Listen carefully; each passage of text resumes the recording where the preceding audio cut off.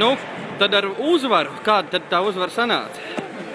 Uzvarā Baltkrievs Amerikā bijis 4 gadi, tā kā melnēs uzvarās.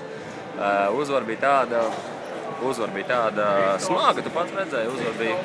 Mēs izcīnījām viņa raksturu un ar to, ka beigās mēs esam individuāli meistarīgā komanda. Viņi kā komanda ļoti labi, viņi spēlē ļoti atraisīt, brīvi, saspēlējās. Viņiem tāds basketbols, teiksim tā, iekšā met ārā tādām labu bumbas kustību. Mēs savukārt vinējām to, ka mēs gribējām vinnēt, mums bija jāvinnē. Un to, kad individuālā meistarība augstāk mazliet. Vienu brīdi tu tur vilki, bet pēc tam tā kā baigi atvērās spēlētājs, kur visu laiku saka sēžot uz čemodāniem. Par tiem čemodāniem es komentārus neizteikšu.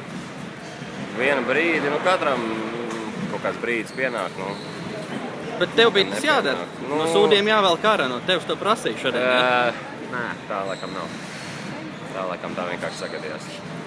Tā vienkārši es vēl meklēju savu spēli. Es vēl tā, nezinu, kas kā. Mēģinu atrast savu maču, savu ritmu.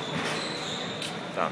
Nav tā kā es to darīju speciāli. Tas vienkārši tā gadījās, ka uzbruku uzņēmos. Pēc tam arī vairāk kā izdarības nebija. Bet tas bija jādara, jā. Beigās mazais spēlē.